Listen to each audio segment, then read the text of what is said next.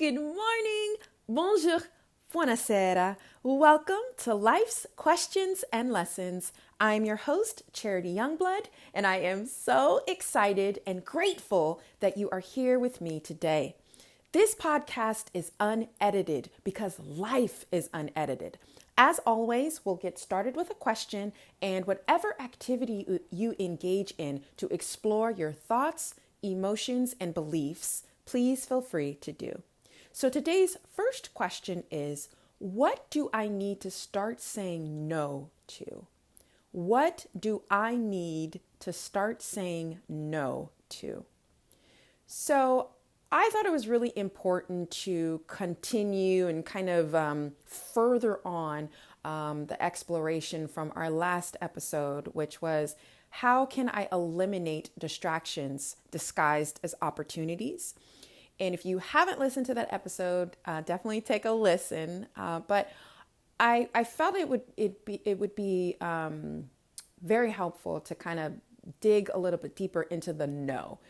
There are a lot of people that have come to me, a lot of listeners, a lot of friends and families that have come to me and said, I have a very hard time saying no.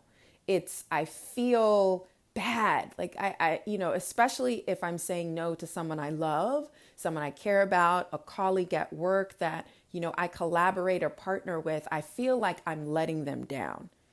So if you've ever felt like that, raise your hand. I know you can't see me and I can't see you, but raise your hand. Give me a yep, that sounds like me.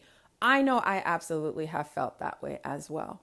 But very similar to what I mentioned in the last episode, if you are saying yes to everyone and everything, you are saying no to yourself by default.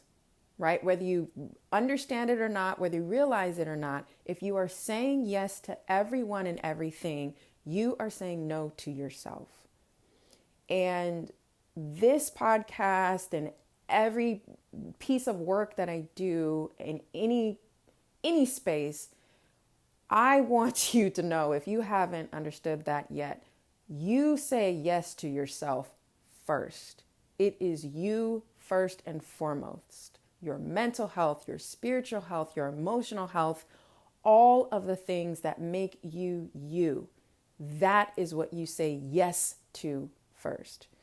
So if you found yourself feeling, I don't know, I just feel really bad when I say no, the first thing to do would be to really dig into that, to really ask yourself, why do I feel this way? Why do I feel like I have to choose other people before I choose myself, right? Some kind of derivative of that, because that's really what we're looking at. But back to the question, once you're exploring and you feel like you've kind of had your answers and insights come through for that question, it's really time to think about what I need to say no to, right? What do I need to start saying no to? And one piece of the pie that I feel like is important as you're exploring this question is it's not always a no forever, right? So I'll give you an example. My 2022 theme goal is wealth creation through contribution. So the majority of the activities that I do and the podcasts I listen to and all of those types of, information that I'm consuming is involved in me attaining that, right? Making sure that I am generating wealth through contribution. So there's an opportunity for me with this organization called Factora.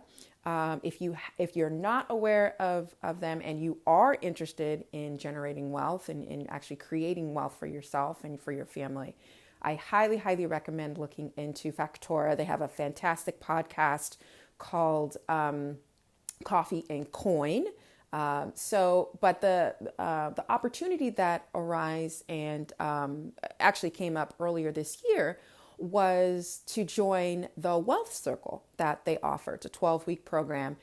And for me, at the time, the answer was no, because I need to really get into a better groove with this podcast, right? So if I'm taking time to start doing a course or, start any new activity, implement anything new into my schedule, that means by default, I'm saying no to something else, right? So I have to pull something else off of my schedule in order to make room for, any other program. So really think about that as you're thinking about what I need to start saying no to. It might just be no for right now. And that might give you some more comfort if you're feeling like, you're missing out on something. But I will say this now for me, it was a no, not right now. And I'm very comfortable and confident in saying no. Me and no are BFFs. We have become very close, but definitely want to highlight the fact that if you're saying no and you feel like you're missing out on something, or it's an opportunity that's just too good to pass up, that actually is a flag of scarcity, right? A little bit of scarcity.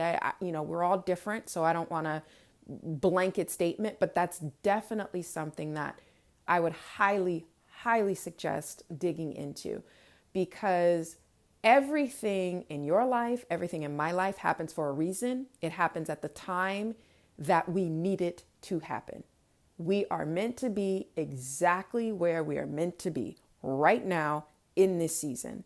So really think about that. If you're thinking, oh, I can't say no because what if this opportunity, doesn't come again, and you really know it's something that you need to, say no to. You've already, explored all of that. Think about that in terms of if this is something that is meant for me, it will present itself again, or it will present itself in, a different light. But everything happens for a reason. So if you're missing something at that time because you need to say no, really understand and try to explore if it's something that you're finding it really challenging to understand, that I'm not going to be missing out on anything. Anything that's supposed to happen for me in my life will happen at the time that it's supposed to happen. So a little preachy, but I definitely wanted to share that honestly from my heart, because that is something that I have struggled with, and understanding that and trying to get out of that scarcity mindset is a lifelong practice. So I just really, really wanted to share that. So hope that's helpful. As always, thanks for listening. Thank you for being here. Please rate or review this podcast wherever you are listening. If this episode was helpful for you, please share it. If it was helpful for you, it is probably going to be helpful for someone else. And until next time, take care.